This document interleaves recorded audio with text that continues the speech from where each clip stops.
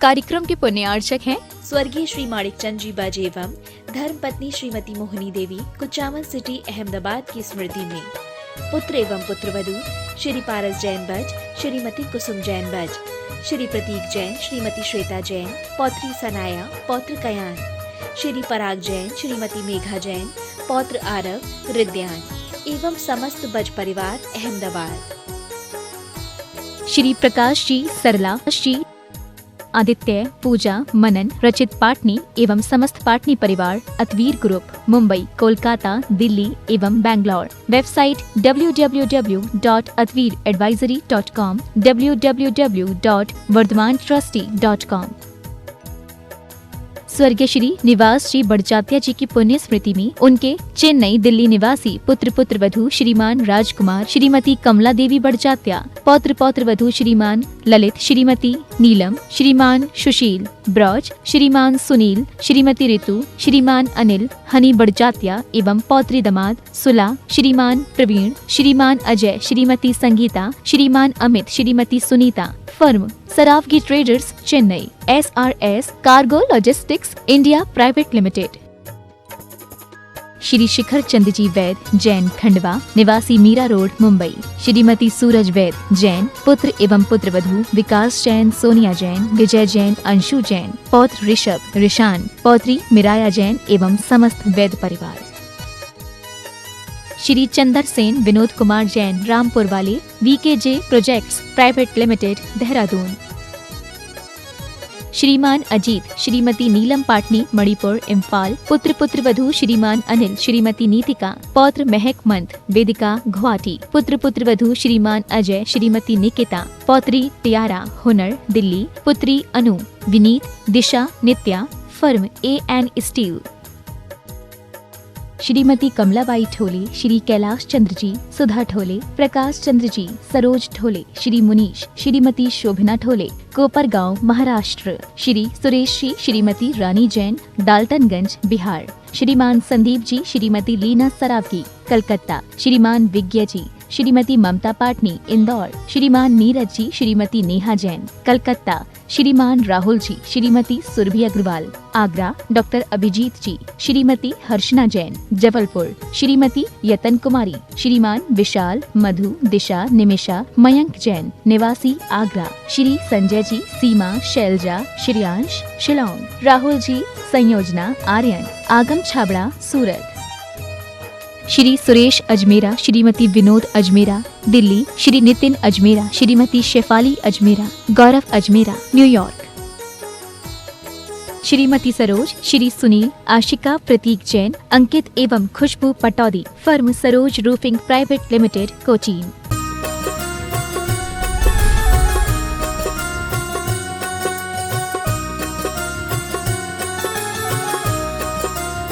जय बोलिए देवाधिदेव 1008 श्री चंद्र प्रभु भगवान की जय जय जय। देवाधिदेव 1008 वर्तमान शासन नायक वर्धमान महावीर स्वामी भगवान की जय जय जय।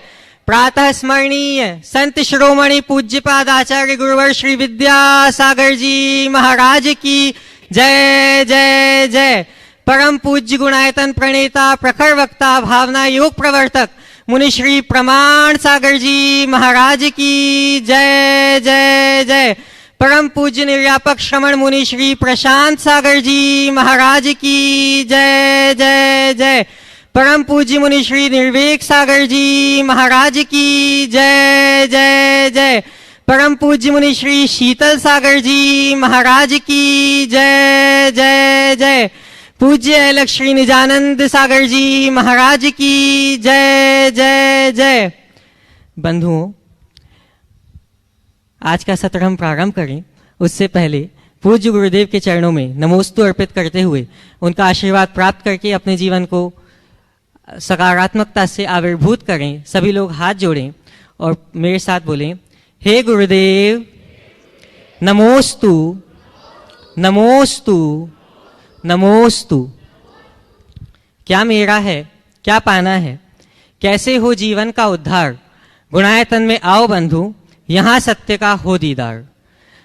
पूज्य आचार्य गुरुवर की पावन आशीर्वाद से और पूज्य गुरुदेव की पावन मार्गदर्शन और प्रेरणा से द्रुत गति से निर्मित होने जा रहा गुणायतन वह अनुपम कृति होगी जहां आप जान पाएंगे सार संपूर्ण जिन संस्कृति का और पाएंगे पार अपने जीवन की विकृति का। यहां आकर आप कर पाएंगे समोशरण का साक्षात्कार और जान पाएंगे कैसे होगा जीवन का उद्धार। बंधुओं, यह हम सबके लिए अत्यंत सौभाग्य का अवसर है, क्षण है कि हमारे जीवन काल में यह रचना अपना आकार स्वरूप लेने जा रही है। मैं आप सभी का आह्वान करता हूं कि गुणायतन से तन मन धन से जुड़कर अपने जीवन को कृतार्थ अवश्य करें। आज भी गुणायतन से कुछ लोग जुड़े हैं, मैं उनका नाम उच्चारित करूंगा और यह आशा रखूंगा कि आप लोग अनुमोदना अवश्य करेंगे। सूत्रधार से स्तंभ के रूप में जुड़े हैं श्रीमती सुधा जैन, धर्मपत्नी स्वर्गीय राजेंद्र कुमार जैन, शशि राजेश जैन, स्वर्गीय सुनील जैन, नीना मनीष जैन, शैफाली अभिषेक जैन, प्रियंका अर्पित जैन, शीतल सौरभ जैन, चिदेश जैन, दीप्ति जैन, हिरल जैन, हर्षी जैन, प्रियल जैन, दिविता जैन, वियान जैन, विजयनगर इंदौर से। करतल ध्वनियों से इनका अभिनंदन अवश्य करें। इन्होंने 15 ग्राम सोने की चैन प्लस गौशाला के लिए 20,000 रुपए अवश्य भी प्रदान किए हैं। जोरदार करतल ध्वनियों से इनका अभिवादन करें। निर्माण निधि में जुड़े हैं श्री सुरेश नानचंद शाह, प्रतिमा सुरेश शाह पुणे से एवं श्री ममता महावीर बड़जाते पुणे से। करतल ध्वनियों से इन सबका अभिवंदन करें। ये यहाँ उपस्थित नहीं है लेकिन हमारा अभिवादन वहां अवश्य पहुंचना चाहिए। आज के प्रथम प्रश्न के लिए आज का यह विशेष सत्र है। यहाँ कुछ प्रश्न यहाँ उपस्थित लोगों से लिए जाएंगे और फिर पूरा सत्र पूज्य मुनि श्री निर्वेक सागर जी महाराज के चरणों में समर्पित होगा। आज के प्रथम प्रश्न के लिए मैं आमंत्रित करना चाहूंगा श्री कपिल जी जैन, दिल्ली से। नमस्ते महाराज जी, मेरा नाम कपिल जैन है, मैं दिल्ली से हूँ। मेरा प्रश्न है महाराज जी, मैं बहुत जल्दी दूसरों पे विश्वास कर लेता हूँ और अपने मन की सारी बातें उनको बता देता हूँ। इससे मेरा जो प्रोफाइल है सप्लाई चेन का, इसमें कभी कभी मेरा नुकसान हो जाता है। सामने वाले को ये लगता है कि मेरे अंदर जो है थोड़ा सा आत्मविश्वास की कमी है और जल्दी से अपना निर्णय नहीं ले पाता हूँ। तो मैं ऐसा क्या करूँ जिससे कि आगे के लिए मुझे इस टाइप की परेशानी का सामना ना करना पड़े। देखिए, बड़ी कमजोरी है कई लोगों के साथ होती, जल्दी से जिस किसी पर विश्वास कर लेना और जल्दी कोई निर्णय नहीं ले पाना। ऐसा कौन करता है? जिसके खुद के आत्मविश्वास की कमी होती है और जो व्यक्ति ज़्यादा भावुक होता है। हमें इसके प्रति सजग होना चाहिए। हर किसी पर विश्वास करना और किसी पर विश्वास नहीं करना, ये दोनों बड़ी भयावह है। ये मनुष्य के लिए बहुत खतरनाक हो जाती है। तो व्यक्ति को जब तक हम ठीक रीति से पहचान न सके तब तक किसी पर विश्वास मत करो, क्योंकि जो व्यक्ति सामने दिखता है वैसा हो ये कोई ज़रूरी नहीं। व्यक्ति को निकटता से देखकर समझकर अपने हृदय की बात खोलनी चाहिए। उसके व्यवहार, उसकी प्रवृत्तियों, उसकी सोच का अनुमान लगाकर फिर उसके सामने हम अपनी कोई बात कहें तो हम कभी विफल नहीं होंगे। और यदि इसको भूलकर हम चाहे जिस पर चाहे जैसे विश्वास करेंगे तो कभी अच्छा परिणाम नहीं मिलता। इसलिए थोड़ा सा हमें ख्याल तो रखना ही चाहिए। अब रहा सवाल इस दुर्बलता से अपने आप को कैसे बचाएं। एक आत्म सुझाव अपने मन में दें कि मुझे परख कर बात करनी है, मुझे समझ कर बात करनी है। परख कर बात करनी है, मुझे समझ कर बात करनी है। ये दो बातें जब आपके अंतस चेतना में बैठेगी तो किसी भी व्यक्ति से बात करते समय आप एकदम से अपना हृदय नहीं खोलेंगे। मुझे अपनी आंखें खुली रखनी है, मुझे विवेक से काम लेना है। इस तरह के आत्म सुझाव आप अपने मन में डालें। दूसरा है आत्मविश्वास की कमी, जल्दी से निर्णय न ले पाने की दुर्बलता।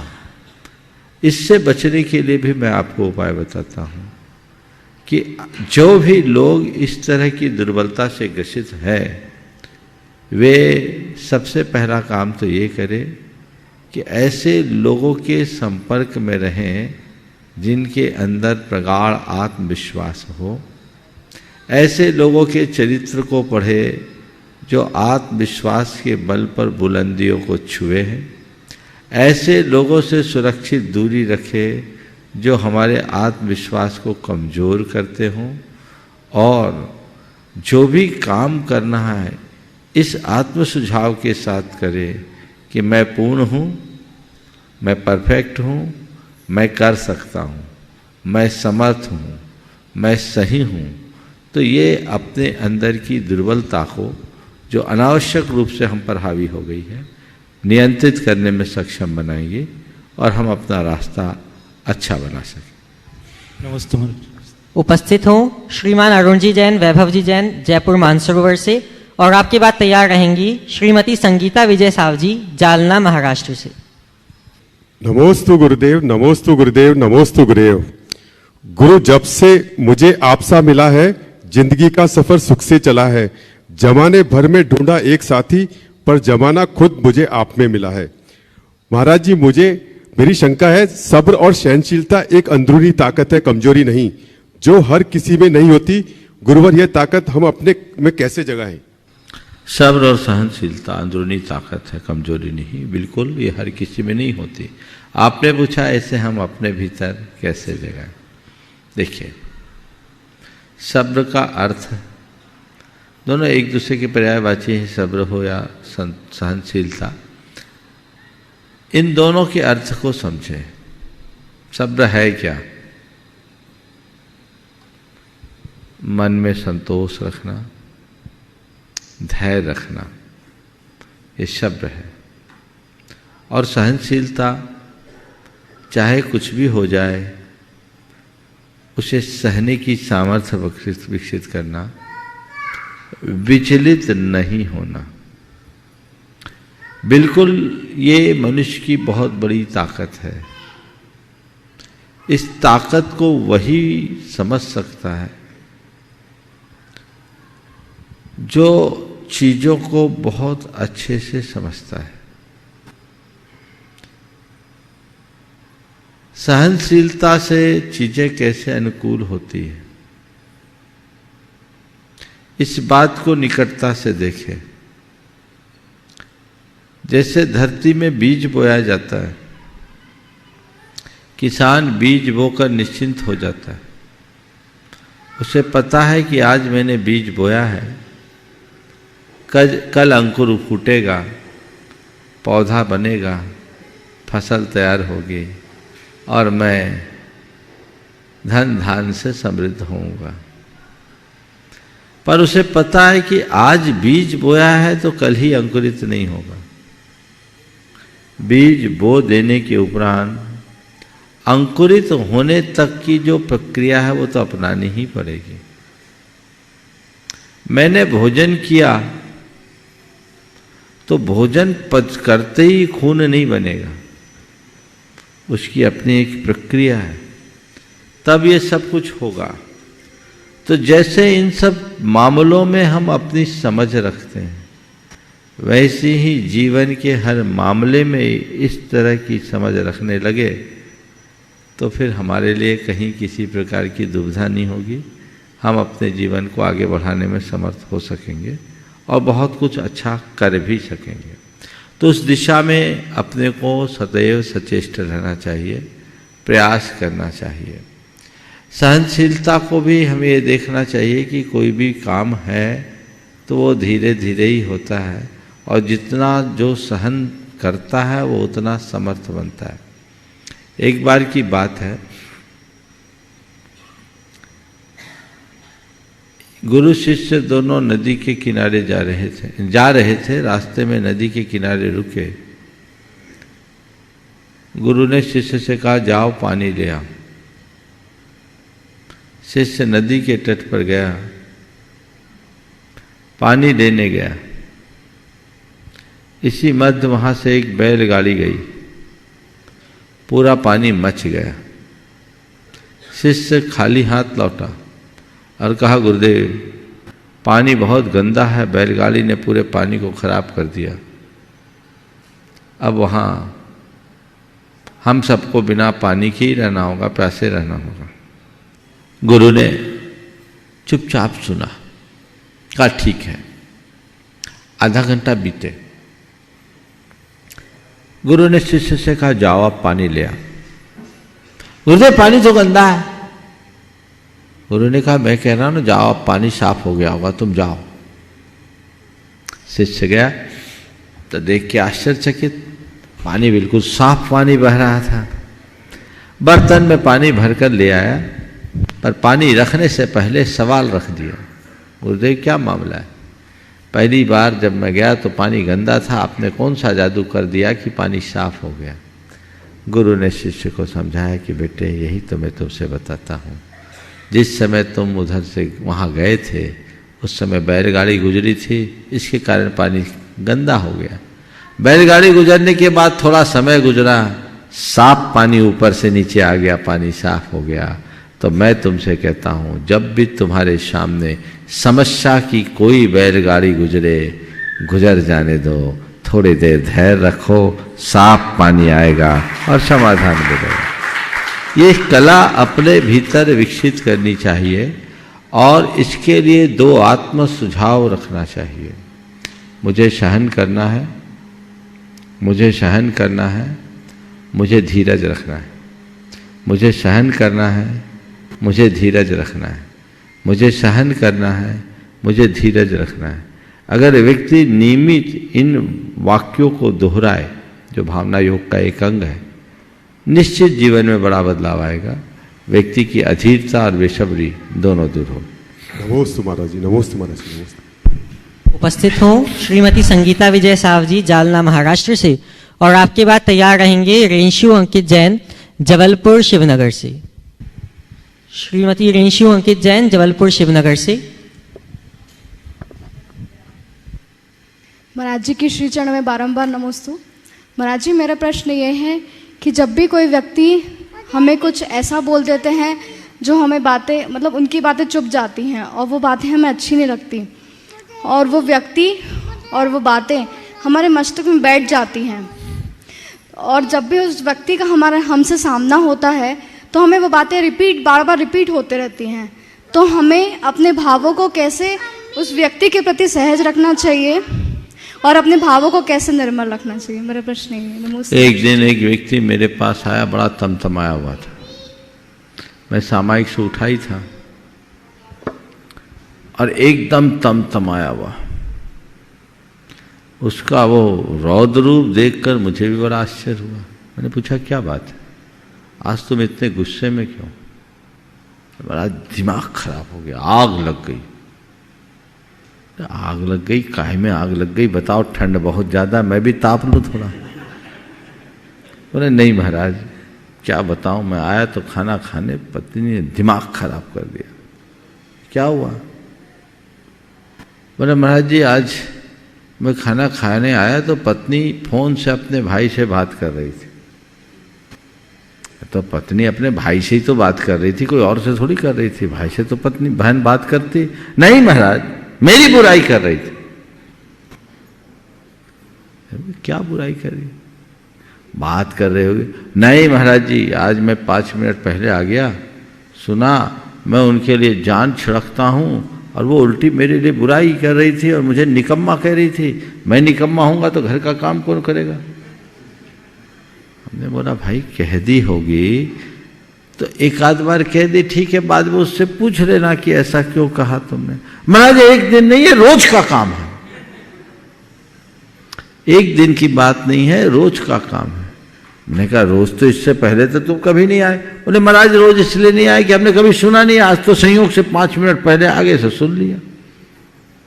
हम बोले आज अगर नहीं सुनते तो, आज अगर नहीं सुनते तो, बोले नहीं सुनते तो महाराज मामला वैसे ही होता। हमने बोला थोड़ी देर के लिए ही मान लो कि तुम 5 मिनट लेट आए हो, काहे तमतमा रहे हो, आग अपने आप ठंडी हो जाएगी। सुन करके अनसुना करिए। जिन बातों से चित्त में क्षोभ उत्पन्न होता है उन बातों को नजरअंदाज करने में ही सार है। समझ गए? तो नजरअंदाज करना सीखे।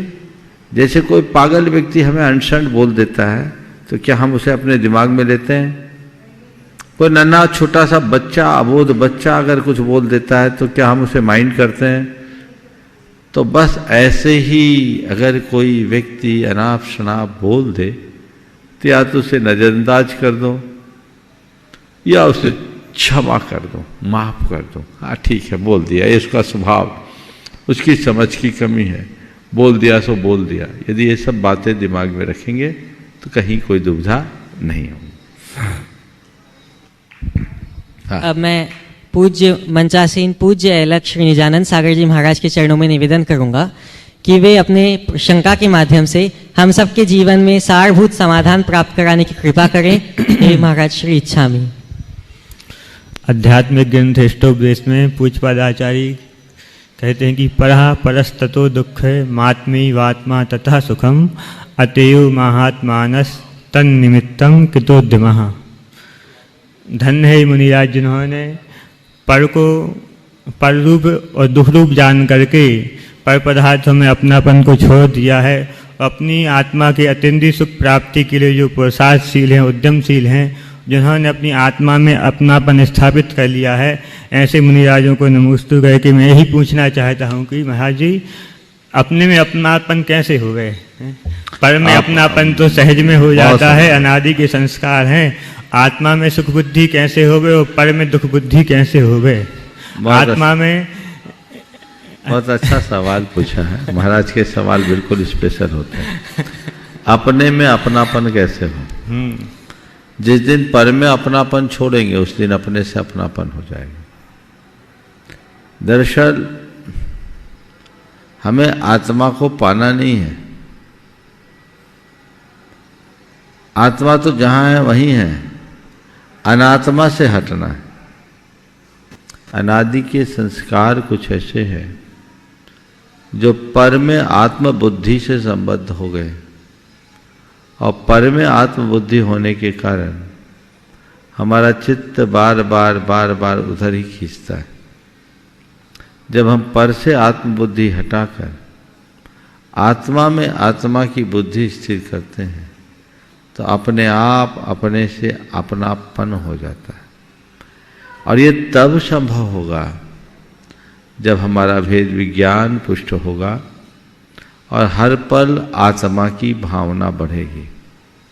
साधक को इसीलिए बार बार कहा जाता है कि तुम सदैव आत्मा की भावना भाव।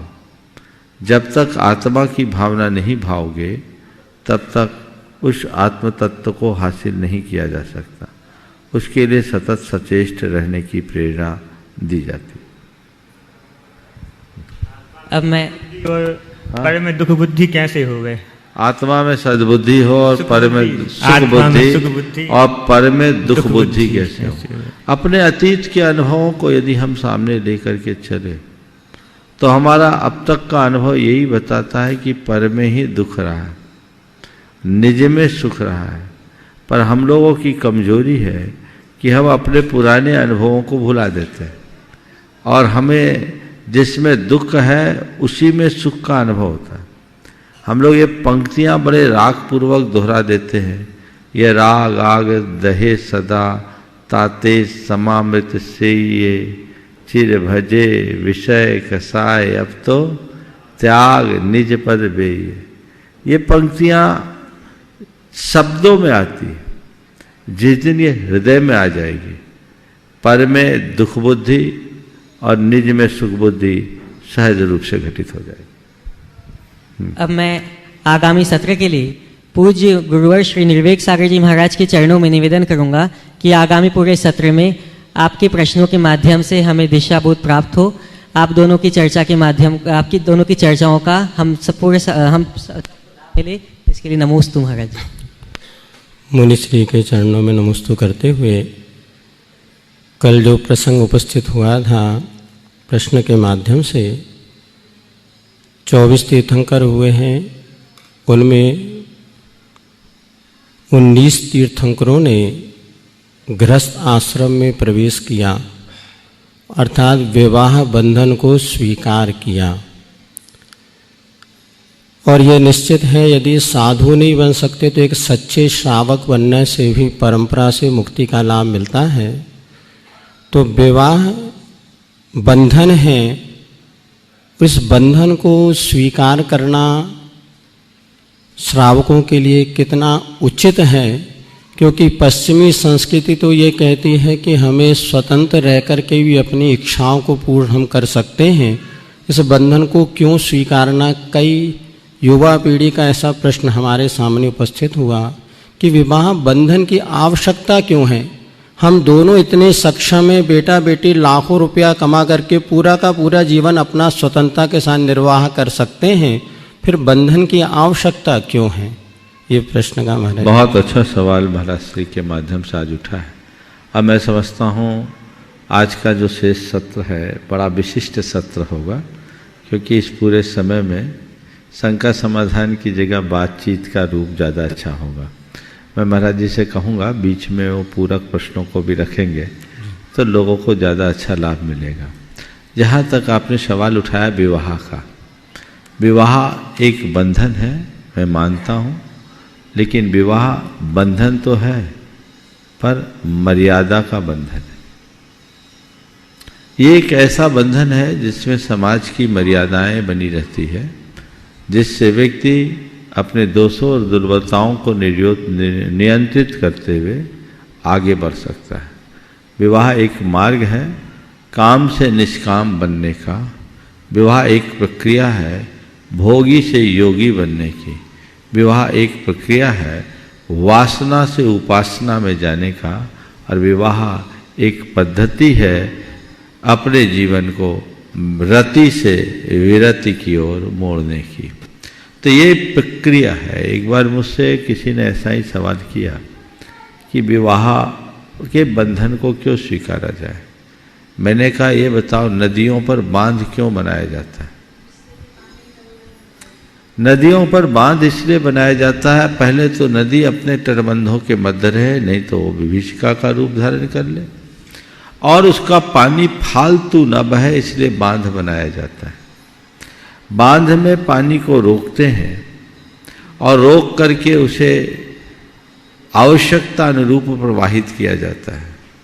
बोले हाँ इसीलिए बांध बनाते हैं। बोले ठीक है, तो बांध बनाते समय क्या करते हैं। बोले महाराज सब तरफ सुदृढ़ दीवारें होती है, एक आध दो गेट होते हैं। मैंने कहा बस विवाह भी और कुछ नहीं, सामाजिक मर्यादा का ऐसा बांध है जिसमें चारों ओर पवित्रता की ब्रह्मचर्य की सुदृढ़ दीवारें हैं। एक ही द्वार खुला है, वो विवाह के रूप में स्त्री पुरुष का, पति पत्नी का, जहां से पानी बाहर निकल सके, वह भी तब जब मर्यादा टूटने का संकट होता। तो विवाह के बंधन को भारत में एक विशिष्ट मांगलिक क्रिया के रूप में स्वीकार किया गया, जिससे हमारी सामाजिक और सांस्कृतिक परंपरा आगे बढ़ती है, जिससे हमारी धर्म की और संतति की रक्षा होती है। वो प्रक्रिया विवाह की है, इसलिए विवाह के बंधन में बंधने का मार्ग है। हमारे यहाँ दो ही रास्ता है, या तो विवाह या वैराग, तीसरा कोई रास्ता नहीं। विवाह के बंधन में रह करके तुम संतति का विकास करो, और वो नहीं है तो वैराग्य के रास्ते पर चलकर संस्कृति की रक्षा करो। तीसरा कोई रास्ता नहीं। अर्थात यही प्रतिफल निकला कि जब बेटा बेटी युवा हो जाते हैं और यदि वे अपने जीवन का एकाकी रूप से निर्वाह नहीं कर सकते या संयम का पालन नहीं कर सकते, तो उन्हें हंसते हंसते इस विवाह बंधन को स्वीकार करना चाहिए, क्योंकि बंधन उनके लिए परंपरा से सन्मार्ग और परिवार समाज की खुशी का कारण है। बिल्कुल। तो ये विवाह जो वर्तमान में आज, पहले परंपरा ऐसी चलती थी कि बेटी का विवाह होता था तो सभी लोग बेटे के घर बेटा अपनी बारात लेकर के बेटियों के घर जाते थे, किंतु अब तो परंपरा बदल गई है कि अब बेटी वाले ही बेटों के यहाँ पर पहुँच करके विवाह संबंध करते हैं। अब फिर भी ये तो इसलिए है कि इसमें अर्थ की थोड़ी शायद व्यवस्था व्यवस्थित होती हो। लेकिन प्रश्न ये, विवाह संबंध दिन में ही होना चाहिए, भोजन आदि दिन में होना चाहिए, रात में करने में क्या बाधा? क्योंकि बहुत कम अवसर होते हैं, जिन बार बार तो विवाह का अवसर आता नहीं, और एक ही बार अवसर आता है तो क्यों ना खूब ठाट बाट से करे, इसमें रात में पूरी दुनिया देख सके। दिन में सब अपने व्यापार में व्यस्त रहते हैं, फिर भी आप कहते हैं कि दिन में भोजन दिन में विवाह, तो आखिर क्यों इसकी अनिवार्यता? बहुत ही अच्छी बात महाराज श्री ने यहाँ उठाई। सबसे पहले विवाह के संदर्भ में एक और बात मैं कहना चाहूँगा। आजकल जिस तरह की अवधारणा तेजी से बढ़ रही है कि हमें विवाह नहीं करना, और लिव इन जैसे कंसेप्ट को लोग अपनाने लगे। मेरा मानना है विवाह की प्रक्रिया ही एक ऐसी प्रक्रिया है जो आदमी और जानवर में अंतर डालती है। अगर मनुष्य में विवाह न हो तो वो जानवर बन जाएगा, क्योंकि हमारी कुल की व्यवस्था, हमारी परिवार की व्यवस्था, हमारी संतति की व्यवस्था विवाह के बंधन से ही बंध थी। ये तो पशुओं जैसा स्वैराचारपन हो गया, और आने वाली संतति क्या हो, किसकी होगी? ये व्यवस्थाएं सर्वथा हमारी संस्कृति के विरुद्ध है। जो लोग भारत और भारत की संस्कृति को ठीक तरीके से समझते हैं वो इस तरह की क्रिया के बारे में कभी सोच ही नहीं सकते। हमारे यहाँ एक ही बात है, आम के बीज से आम का पेड़ होता है और इमली के बीज से इमली का पेड़ उगता है। आम का पेड़ भी सुरक्षित रहे और इमली का पेड़ भी सुरक्षित रहे, ये व्यवस्था सुनिश्चित रहनी चाहिए। इस तरह के माध्यम से जो स्वैराचार व्यवस्था है वो पशुओं जैसी, बल्कि पशुओं से भी बदतर, क्योंकि पशुओं में भले विवाह का बंधन नहीं है पर वो कम से कम प्रकृति के बंधन में तो रहते हैं। पर ऐसे स्वैराचारी स्वच्छंदी लोग केवल वासना के दास बन करके जीते हैं, उनके जीवन में कोई बंधन नहीं दिखता। इसलिए ये सब चीज़ें कतई आगे बढ़ाने योग्य नहीं है, और इसके भावी परिणाम बहुत भयानक होंगे, क्योंकि आने वाले समय में संतान किसकी होगी, उनको प्रेम, अपनत्व और परिवार की भावना जो एक मनुष्य के लिए बहुत जरूरी है वो मिलेगी ही नहीं। तो वो मनुष्य एक प्रकार से मनुष्य की शक्ल में जानवर जैसा बन जाएगा, जो ये पूरे के पूरे मानव समाज के लिए बहुत भयावह होगी। इसलिए इससे बचना चाहिए। आपने विवाह के प्रक्रिया के संदर्भ में बात की। विवाह की प्रक्रिया में बड़ा बदलाव आया। पहले तो वर यात्रा लेकर आते थे तो बारात आती थी, और विवाह बहुत ठाट बाट से होता था। 8-8 रोज, 15-15 रोज तक नेकचार होते थे। फिर बदला, अब वर की जगह कन्या की बारात जाने लगी। उसमें भी अब परिवर्तन आ गया महाराज। अब तो डेस्टिनेशन मैरिज होने लगे। अब ना तो वर की बारात है ना कन्या की बारात है, अब तो दोनों एक जगह इकट्ठे हो जाते हैं और इकट्ठे होकर के विवाह आदि की क्रियाएं संपन्न करते हैं। ये समय काल के अनुरूप होने वाला बदलाव है। इसमें एक बड़ा नुकसानदेह पहलू ये है कि पहले जो विवाह होता था उसमें लोग खर्च करते थे, वो सारा खर्च लड़का लड़की के जेवर जाटी में होता था मुख्य रूप से। और आज जो खर्च होता है, खर्च पहले की अपेक्षा ज़्यादा आता है, और वो सारा खर्चा कैटरिंग और वेन्यू में जाता है। ये सब व्यर्थ में जाता है। लाखों और करोड़ों रुपया फूंक देने के बाद भी विवाह के बाद जिनका विवाह हुआ उनके हाथ कुछ भी नहीं रहता, और थोड़े दिन बाद यदि आपस में खटपट होती है और दोनों एक से वापस दो होने की स्थिति में आते हैं तो दोनों पक्ष अपना सिर पटक करके रह जाता है और उनके हाथ कुछ भी नहीं होता। ये आए दिन देखने में आ रहा है। लेकिन चूंकि आजकल ऐसा चलन आ गया है, ये सब पश्चिमी सभ्यता का अंधानुकरण है और लोग उसी तरह दौड़ रहे हैं, और उसके परिणाम हम सबके सामने हैं। जहाँ तक सवाल है विवाह का काल, दिन में विवाह क्यों, महाराज जी ने कल भी ये सवाल किया था। मैं आप सबसे कहता हूँ कि विवाह की जो प्रक्रिया है एक मांगलिक क्रिया है। हमारे शास्त्रों में विवाह की जो विधि बताई है उसमें स्पष्ट लिखा है, क्वचित पुण्याश्रमे सिद्ध प्रतिमा साक्षिकम। किसी पवित्र स्थल पर ही भगवान की और भगवान की प्रतिमा की साक्षी में विवाह का कार्य करना चाहिए। तो जो विवाह होता है, विवाह में अष्टद्रव्य से पूजन होती कि नहीं होती? होती है। अब सिद्ध प्रतिमा की जगह लोग सिद्ध विनायक यंत्र रखने लगे, क्योंकि रात बिरात में कहाँ से भगवान लाए। वहाँ आप पूजा कर रहे हैं, जबकि हमारे यहाँ रात्रि पूजन का निषेध है ना। अब आप अपनी एक मांगलिक क्रिया को ही शास्त्र के विरुद्ध करोगे तो उसका दुष्परिणाम तो सामने आएगा ही। मैंने 24 तीर्थंकरों के चरित्र को पढ़ा, उसमें से 19 ने विवाह किया। आप पुराणों को पलट करके देख लेना, एक ने भी रात में विवाह नहीं किया, सबका विवाह दिन में हुआ। वो चाहे जब कर सकते थे, दिन में भी तो हमारी व्यवस्थाएं हैं, फेरे आदि की सारी प्रक्रिया को दिन में संपन्न करना चाहिए। तो एक तो धार्मिक दृष्टि से विवाह की सारी क्रियाएं दिन में होनी चाहिए। दिन में विवाह होगा तो भोजन भी दिन में होगा, तो और व्यवस्थाएं भी ठीक होगी। हमारी सामाजिक और सांस्कृतिक परंपरा को देखते हुए भी विवाह का कार्य दिन में ही होना चाहिए। रात में विवाह होने से रात में भोज होता है, जो धार्मिक दृष्टि से और सामाजिक पहचान की दृष्टि से कतई उचित नहीं है।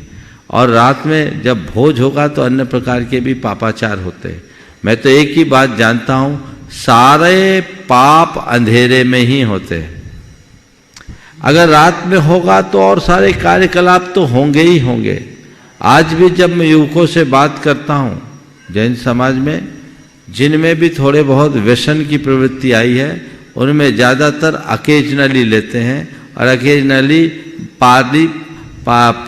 पार्टी में और शादी में, बस इसी में उनका चलता है।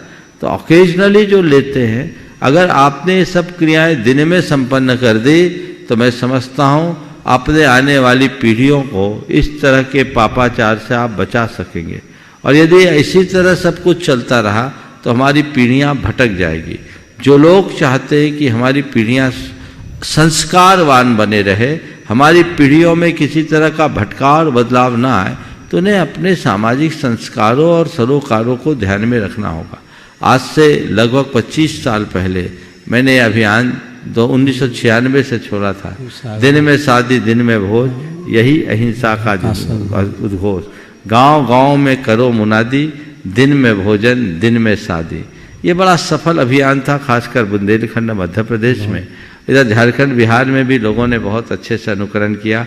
आज भी बहुत जगह ये चल रहा है, लोग इसका लाभ भी ले रहे हैं, दूसरे समुदाय के लोग भी इसका लाभ उठा रहे हैं। तो इसकी तरफ लोगों की पूर्ण तत्परता होनी चाहिए, दृष्टि होनी चाहिए और इसका भरपूर लाभ उठाने का प्रयत्न होना चाहिए। इसमें कोई कोर कसर न बचे, ऐसा प्रयास होना चाहिए। तो मैं यही कहूँगा कि दिन की शादी, दिन के भोज की प्रासंगिकता को समझे, डेस्टिनेशन मैरिज के स्वरूप पर भी पुनः विचार किया जाए। यह हमारी समाज को बहुत पथभ्रष्ट करने वाली है। इसके प्रति अभी नहीं, अगर लोग अभी जागरूक नहीं होते तो मान करके चलना कि हमारे आने वाली पीढ़ियों को बर्बाद होने से कोई नहीं बचा सकेगा। और अब तो शादी विवाह के दिन की बात तो जाने दीजिए, अन्य प्रकार की भी अनेक विकृतियां इनके साथ जुड़ गई है। चाहे प्री वेडिंग शूटिंग की बात हो, महिला संगीत की बात हो, या बैचलर्स डे की, बैचलर्स पार्टी की बात हो, ये सब ऐसी गंदी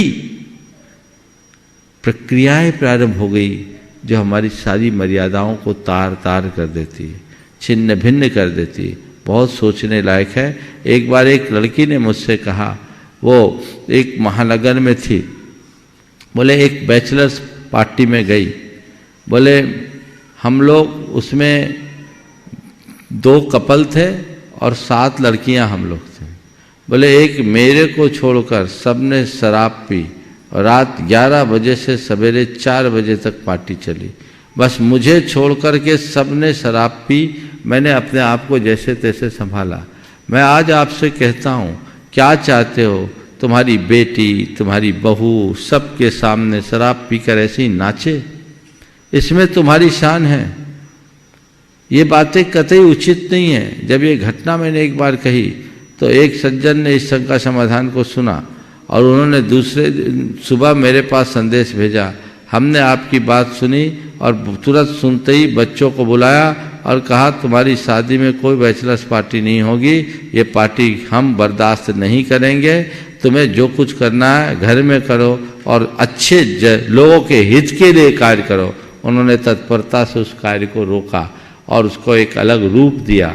तो मेरा कहना यही है कि लोग केवल सुन के सीमित न रहे, सुनने के साथ कुछ उपक्रम करे, युवा खुद आगे आए कि हम मौज शौक के लिए पूरी जिंदगी है, पर हमें ऐसा कोई मौज नहीं चाहिए, ऐसी कोई मौज नहीं चाहिए, हमें ऐसा कोई शौक नहीं पालना जो हमारी संस्कृति पर कुठाराघात करे, जो हमारे संस्कारों को छिन्न भिन्न कर दे, जिससे हमारे आने वाली संतति पथ भ्रष्ट हो जाए।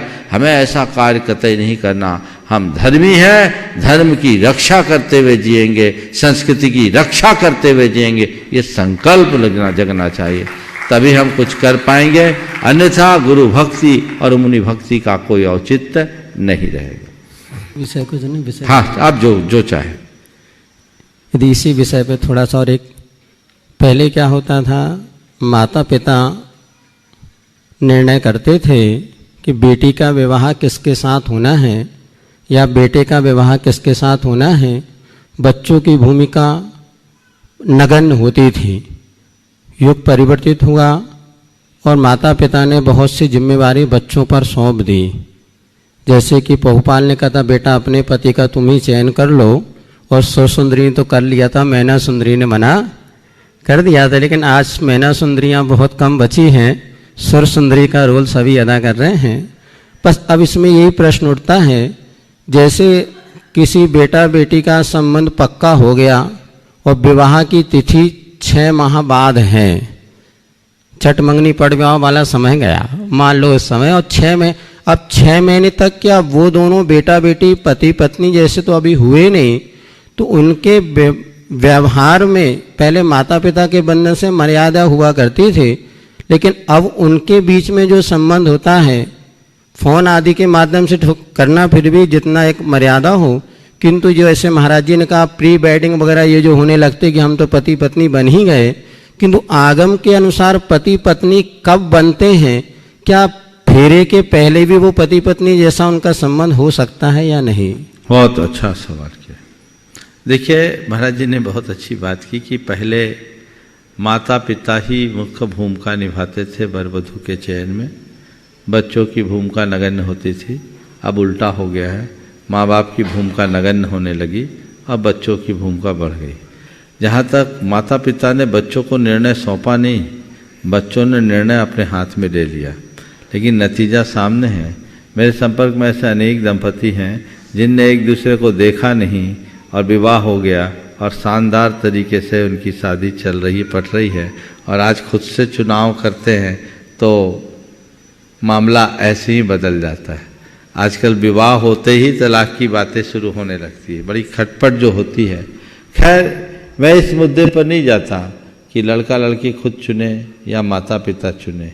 आज के युवक युवती बहुत पढ़े लिखे हैं और आज सब तरफ से यही प्रोत्साहित किया जाता है कि अपने जीवन साथी को अपनी इच्छा से चुनना चाहिए। वो आपके ऊपर है, पर मैं इतना जानता हूँ, ज्ञान से बड़ा अनुभव होता है। आज के लोग पढ़ लिख कर के ज्ञानी भले हो जाएं, पर उनकी आंखों में वो अनुभव नहीं होता जिससे किसी का चुनाव किया जाए। और चुनाव करने के जो हमारे शास्त्रीय मानदंड है, उन्हें ध्यान में रख कर के करे तो दुविधाएँ कम होती है। लेकिन उनको छोड़कर केवल आज के हिसाब से जो लोग देखते हैं, उनके साथ बहुत सारी दुर्घटनाएं घटने की संभावनाएं बनी रहती है। तो इस बात पर भी सबको ध्यान दे करके चलना चाहिए। और फिर महाराज जी ने जो बात कही कि आपस में जो चुनाव करते हैं, क्या बोला था आपने?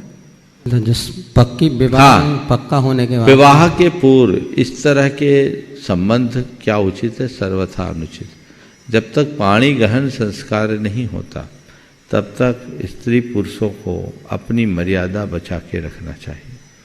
आजकल इस तरह का खुलापन कुछ लोगों में आ गया है, और उसमें तो तब बड़ी दुखद स्थिति बन जाती है जब आपस में लड़ झगड़ते हैं और शादी होने के बाद शादी टूट भी जाती है। सगाई हुई है और सगाई टूटी है और बीच में लोग घूम भी आए, विदेश भी घूम आए। मैं आपको बताऊं एक सगाई कैसे टूटी। वो मेरे संपर्क के व्यक्ति, लड़के की सगाई हो गई, लड़की वाले थोड़े पैसे वाले थे, लड़का वाला भी था पर तुलनात्मक रूप से लड़की वाले ज़्यादा पैसा वाले थे। ऑफर आया विदेश घूमने का कि लड़का लड़की दोनों 8 दिन के लिए विदेश घूमने जाएंगे। लड़का वाले का परिवार बड़ा संस्कारित परिवार था और लड़का खुद भी संस्कारित था। इस परिवार ने कहा कि भाई हमारे यहाँ ये हमारी मर्यादा के अनुकूल नहीं है, जब तक विवाह नहीं होता हम दोनों को अकेले जाने की इजाज़त नहीं दे सकते, इसलिए विदेश जाने का ये प्रस्ताव हमको स्वीकार्य नहीं है। जब ये बात कह दी गई तो सामने वाले ने विवाह यह कह करके तोड़ दिया, ये लोग बड़े ऑर्थोडॉक्स हैं, दकियानुसी हैं, रूढ़िवादी हैं, इनके घर हम शादी नहीं करेंगे। लड़की ने मना कर दिया।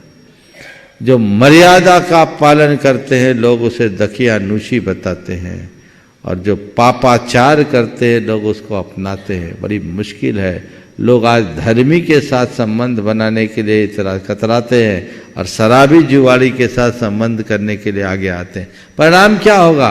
बंटाधार होगा और कुछ नहीं होगा। इसलिए इन बातों पर ध्यान देना चाहिए और विवाह के पूर्व इन सब बातों पर अंकुश लगाना ही चाहिए। ऐसी स्वतंत्रता कतई नहीं देनी चाहिए। जब तक पानी ग्रहण संस्कार न हो तब तक चाहे कुछ भी हो, इस तरह की आज़ादी नहीं होनी चाहिए। बहुत से भाई बहन हमारे सामने आते हैं जो कि जीवन के एक मोड़ पर खड़े हुए होते हैं। साधु संगति में रहते हैं तो भाव होता है साधु बना जाए, घर में जाते हैं सांसारिक लोगों के सिद्ध रहते हैं तो लगता है कि ये भी मार्ग अच्छा है। अब वो हमारे पास आके पूछते हैं महाराज वैराग्य की ओर कदम बढ़ाएं कि गृहस्थ आश्रम में जाएं, क्योंकि वहाँ जाओ तो वो अच्छा लगता है और आपके पास आओ तो यही अच्छा लगता है, यहीं रह जाएं। ऐसे बच्चों के लिए आपका कोई निर्धारण? एक बार एक युवक मेरे पास आया, बोला महाराज जी मन में शादी का भाव होता है और साधु बनने की भी इच्छा होती है, निर्णय नहीं ले पाता। जो आपने कहा वही बोला उसने। आप बताओ मैं क्या करूं? मैंने कहा देख, मुझे पता है तुझे वही करना है जो तू करना चाहता है, मेरे पास तो केवल उसमें मुहर लगवाने आया। तू मेरे पास आया मुहर लगवाने। जो साधु बनने वाला होता हो कभी किसी से पूछता नहीं कि साधु बनूं या नहीं बनूं। मुझे साधु बनना था, मैं किसी से पूछ के नहीं बना, मेरी आत्मा की वो पुकार उठी, गुरु चरणों में आ गया, चला गया। तू ये जो कह रहा है कि आपके पास आते तो इधर बढ़ने का मन होता और उधर जाते तो उधर जाने का, मतलब तेरे अंदर अभी वैराग्य का अंकुर फूटा ही नहीं। तेरी ये दुर्बलता है। तू चाहता है कि मुझे उधर जाने मिले, बस उसमें महाराज की मुहर और लग जाए। तो तू कर, तू शादी कर, बर्बादी कर, तेरी मनसा, मेरी मुहर उसमें मत लगवा। इतनी बात मैं जरूर कहूंगा, जब तक अंतरंग की प्रेरणा न हो तब तक वैराग्य का रास्ता मत चुनना। और जिसके वैराग्य का, जिसके अंतरंग में प्रेरणा होती है वो किसी से पूछता ही नहीं, वो वैरागी सहज आगे बढ़ता है, सारे अवरोधों को पार करके बढ़ता है। और यदि तुम्हारा दूसरी तरफ आकर्षण है तो वो मार्ग भी बुरा नहीं है। हमारे यहाँ तो दो ही धर्म है, साधु धर्म या श्रावक धर्म। जिस धर्म को पालो अच्छे से पालो, न इधर के न उधर की वाली स्थिति कभी मत आने दो। चले तो है बढ़िया है। एक बोध कथा सुनी थी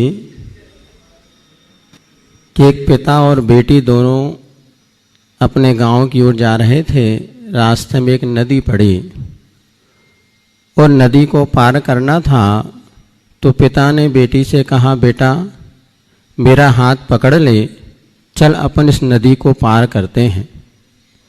बेटी बहुत समझदार थी। उन्होंने कहा, नहीं पिताजी, आप मेरा हाथ पकड़िए और हम इस नदी को पार करते हैं। पिता कहने लगा, बेटा फर्क क्या पड़ता है, कोई किसी का भी हाथ पकड़े, हमें तो नदी पार करना, एक दूसरे के सहारा बनना है। बेटी ने जवाब दिया, नहीं पिताजी, बहुत फर्क पड़ता है। यदि मैं आपका हाथ पकड़ूंगी और शायद मेरा पैर काय लगी पाषाण पर पड़ जाए तो मैं फिसल जाऊंगी और आपका हाथ छोड़ करके गिर जाऊंगी। लेकिन जब आप मेरा हाथ पकड़े हो तो मुझे विश्वास है मगरमच्छ भी अगर आपको अपने ग्रस लेगा तो भी आप मेरा हाथ छोड़ने वाले नहीं हैं। अर्थात यदि आज माता पिता, परिस्थिति ये बदल रही है कि पहले माता पिता से बच्चे डरते थे, आज बच्चों से माता पिता डर रहे हैं। तो कौन किसका कितना सहारा बने? बच्चों को स्कूल में, विद्यालय में डालने के पहले हम बच्चों की अनुमति लें या हम ये विचार करके कहाँ बच्चों का हित है वहाँ पर बच्चों को पढ़ने डालें, वैसे कपड़े पहनाएं, इसमें कैसे सामंजस्य बैठा जाए, आज बहुत बड़ी दुविधा है कि बच्चे बहुत जल्दी नाराज हो जाते हैं, मरने की धमकी देने लगते हैं, माता पिता सरेंडर हो जाते हैं और हर बच्चों की अच्छी बुरी बात में अपना सहमति प्रदान कर देते हैं। तो माता पिता को हितकारी बनना चाहिए कि सुखकारी माता पिता बनना चाहिए, बड़ी दुविधा श्रावकों के बीच में है। आपका समाधान मिले और इनके दुविधा का रास्ता सरल हो जाए, यही भावना। बहुत बहुत बहुत अच्छी बात महाराज ने कही। सवाल ये है कि बेटी पिता का हाथ पकड़े या पिता बेटी का हाथ पकड़े। आज तो उल्टा ही हो रहा है और परिणाम भी हम सबके सामने है। बिल्कुल बहुत अच्छा वाक्य का प्रयोग किया आपने कि माता पिता को बच्चों का हितकारी बनना चाहिए या सुखकारी होना चाहिए। मैं तो मानता हूँ जो बच्चों के हितकारी बनते हैं वो बच्चों के भविष्य को बनाने वाले होते हैं और जो बच्चों के सुखकारी बन जाते हैं वो बच्चों के भविष्य को चौपट कर देते हैं। आज यही हो रहा है और इसकी जड़ में हमें जाने की ज़रूरत है। पहले और अब में बड़ा अंतर है। मुझे याद है हम में और हमारी पीढ़ी के लोगों को घर परिवार में ठुकाई पिटाई भी खूब हुई है और उस ठुकाई पिटाई से ही हमारी मजबूती हुई है, इसमें कोई संशय नहीं। मैं समझता हूँ हमारे पीढ़ी के बल्कि हमारे बाद तक के पीढ़ी के लोग इससे सहमत होंगे। सही बोल रहा हूँ कि नहीं बोल रहा हूँ? मैं ये नहीं कहता कि बच्चों के साथ मारपीट होनी चाहिए, लेकिन बच्चों को मर्यादा का पाठ तो जरूर सिखाना चाहिए। उनकी भावनाओं की कद्र होनी चाहिए पर उनकी जिद की पूर्ति नहीं होनी चाहिए। उसकी वजह थी हम लोगों का जिस तरीके से निर्माण हुआ, चाहे वो अध्ययन के काल में हो, विद्यालय में, छात्र जीवन में या घर परिवार में, अलग परिवेश में हुआ, आज अलग है। उसकी वजह है पहले अनेक संतान होते थे तो माँ बाप का प्यार बढ़ जाता था। अब एक या दो है तो प्यार बढ़ता नहीं। पहले परिवार में बहुत लोग रहते थे तो केयरिंग भी एक दूसरे की हो जाती थी। बच्चे ही बच्चों को पाल लेते थे, माँ बाप को केवल पैदा करते थे, बाकी उनको पता ही नहीं लगता था। अब धीरे धीरे बदल गया तो सारी जिम्मेदारी बच्चों के साथ अब कोई बचा नहीं।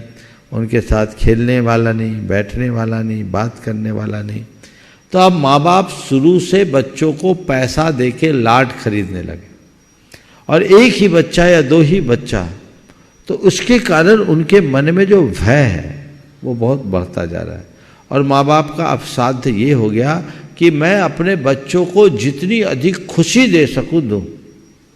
पर मैं आपसे कहता हूं आपके बच्चों को खुशी की जरूरत नहीं है, आपके बच्चों को आपके स्नेह की और आपके संस्कारों की जरूरत है।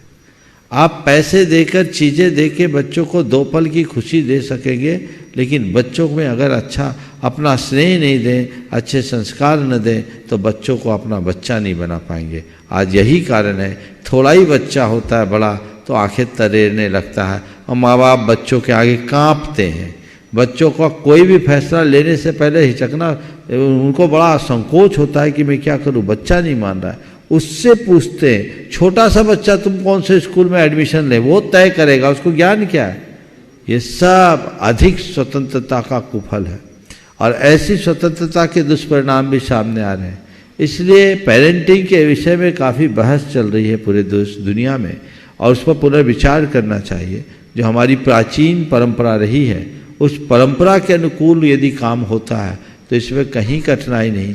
और यदि इन सब बातों की जहाँ उपेक्षा हो रही है वहाँ सामने ही सामने।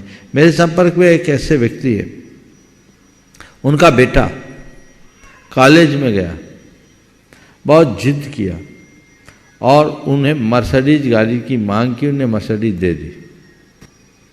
मर्सिडीज दी, लेकिन देखो माँ बाप की क्या दृष्टि होनी चाहिए। बोला बेटा मर्सिडीज तो मैंने तेरे को दे दिया पर आज चाबी तेरे को नहीं दूंगा। बोले क्या? बोले जिस दिन इसमें पेट्रोल भराने लायक पैसा कमाने लगोगे उस दिन गाड़ी चलाना। तो बाप की कमाई से मर्सिडीज ले आया, इससे तेरा क्या होगा? आज तू चलाएगा तो तू अय्यास बन जाएगा, अपने आप को बना नहीं पाएगा। तो तुझे चाहिए कि तू मर्सिडीज अगर चलाना ही चाहता है तो इतना तो बन जाए कि उसमें पेट्रोल भरने लायक पैसा कमा ले। काश हर माँ बाप ऐसी बड़ी सोच रखे तो बच्चों को, जो आपने कहा, बच्चों के हितकारी बनो, सुखकारी नहीं, तभी आप अच्छा कर पाएंगे। है 5 मिनट हो। एक सत्य घटना पड़ी थी। एक बेटा जो 18 साल की उम्र का हो चुका था, लेकिन इतनी काया जीर्ण शीर्ण थी कि वह आगामी भविष्य जीवन के विषय में कुछ सोच भी नहीं पा रहा था। डॉक्टर के पास माता पिता से बच्चों को लेकर के पहुँचे तो डॉक्टर ने उस बच्चे से पूछा तुम क्या खाते हो? तो उसने कहा डॉक्टर साहब मुझे तो भोजन पानी अच्छा नहीं लगता, मात्र कुरकुरे हैं, चिप्स हैं और जो जंक फूड वगैरह यही सब मैं खाता हूँ और बचपन से मैंने यही खाया, मेरी माँ ने कभी मुझे मना भी नहीं किया। तो उस माँ से पूछा तुमने बच्चे को क्यों खिलाया?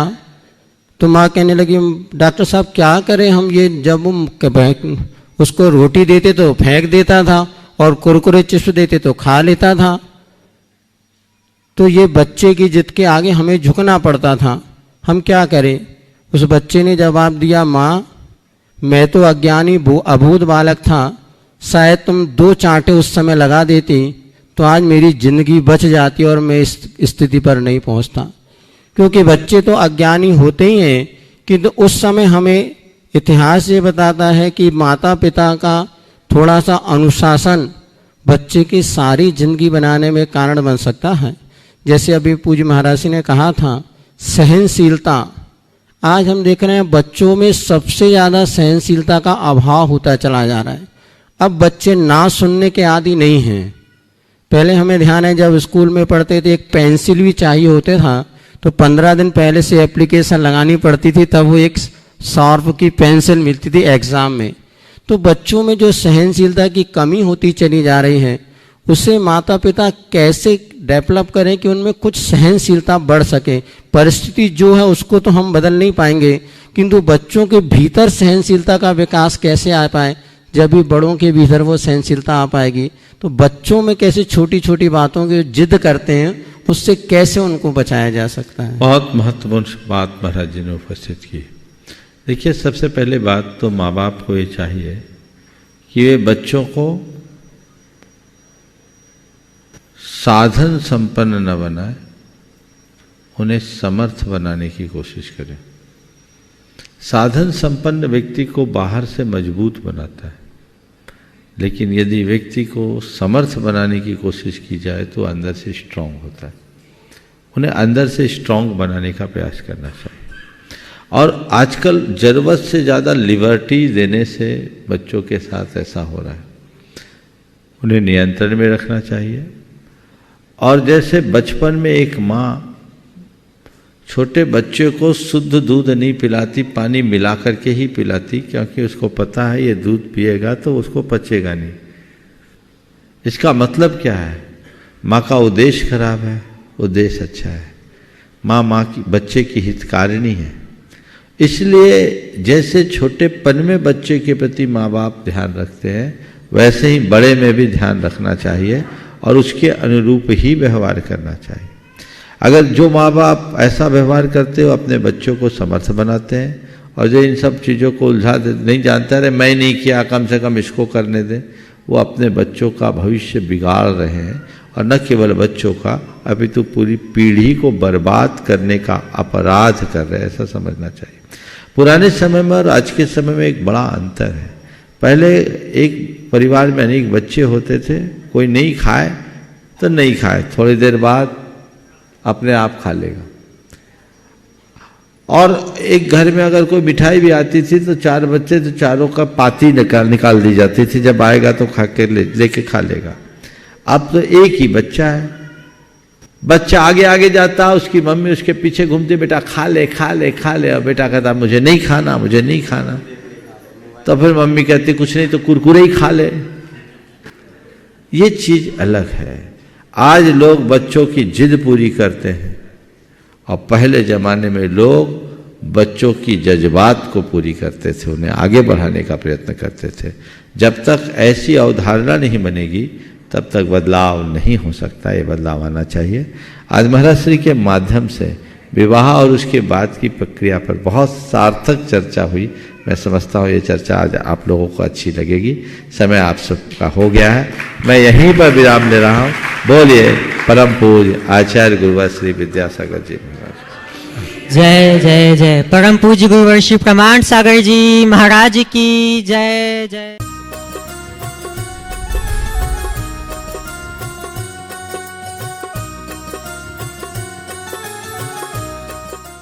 इस कार्यक्रम के पुण्यार्चक थे स्वर्गीय श्री माणिकचंद जी बाजे एवं धर्म पत्नी श्रीमती मोहिनी देवी कुचामन सिटी अहमदाबाद की स्मृति में पुत्र एवं पुत्रवधू श्री पारस जैन बज, श्रीमती कुसुम जैन बज, श्री प्रतीक जैन, श्रीमती श्वेता जैन, पौत्री सनाया, पौत्र कयान, श्री पराग जैन, श्रीमती मेघा जैन, पौत्र आरव, रिद्यान एवं समस्त बज परिवार अहमदाबाद। श्री प्रकाश जी, सरला जी, आदित्य, पूजा, मनन, रचित पाटनी एवं समस्त पाटनी परिवार, अतवीर ग्रुप, मुंबई, कोलकाता, दिल्ली एवं बैंगलोर। Website www.atveeradvisory.com, www.vardhamantrusty.com। स्वर्गीय श्री निवास जी बड़जात्या जी की पुण्य स्मृति में उनके चेन्नई, दिल्ली निवासी पुत्र पुत्रवधू श्रीमान राजकुमार, श्रीमती कमला देवी बड़जात्या, पौत्र पौत्रवधू श्रीमान ललित, श्रीमती नीलम, श्रीमान सुशील ब्रज, श्रीमान सुनील, श्रीमती ऋतु, श्रीमान अनिल हनी बड़जात्या एवं पौत्री दमाद सुला, श्रीमान प्रवीण, श्रीमान Ajay, Shrimati Sangeeta, Shriman Amit, Shrimati Sunita. Firm Saraogi traders, Chennai. SRS cargo logistics India private limited. Shri Shikhar Chand ji Vaid, Jain, Khandwa, निवासी मीरा रोड, मुंबई। श्रीमती सूरज वैद, जैन, पुत्र एवं पुत्रवधू विकास जैन, सोनिया जैन, विजय जैन, अंशु जैन, पौत्र ऋषभ, ऋषान, पौत्री मिराया जैन एवं समस्त वैद परिवार। श्री चंदर सेन, विनोद कुमार जैन, रामपुर वाले, VKJ projects private limited, Dehradun. श्रीमान अजीत, श्रीमती नीलम पाटनी, मणिपुर, इम्फाल, पुत्र पुत्रवधू श्रीमान अनिल, श्रीमती नीतिका, पौत्र महक मंत, वेदिका, गुवाहाटी, पुत्र पुत्रवधू श्रीमान अजय, श्रीमती निकिता, पौत्री टियारा, हुनर, दिल्ली, पुत्री Anu, Vineet, Disha, Nitya. Firm AN steel. Shrimati Kamlabai Thole, Shri Kailash Chandra ji, Sudha Thole, Prakash Chandra ji, Saroj Thole, Shri Munish, Shrimati Shobhana Thole, Kopargaon, Maharashtra. Shri Suresh ji, Shrimati Rani Jain, Daltonganj, Bihar. Shriman Sandeep जी, श्रीमती लीना सरावगी, कलकत्ता। श्रीमान विज्ञ जी, श्रीमती ममता पाटनी, इंदौर। श्रीमान नीरज जी, श्रीमती नेहा जैन, कलकत्ता। श्रीमान राहुल जी, श्रीमती सुरभि अग्रवाल, आगरा। डॉक्टर अभिजीत जी, श्रीमती हर्षना जैन, जबलपुर। श्रीमती यतन कुमारी, श्रीमान विशाल, मधु, दिशा, निमिषा, मयंक जैन, निवासी आगरा। श्री संजय जी, सीमा, शैलजा, श्रेयांश, शिलोंग। राहुल जी, संयोजना, आर्यन, आगम छाबड़ा, सूरत।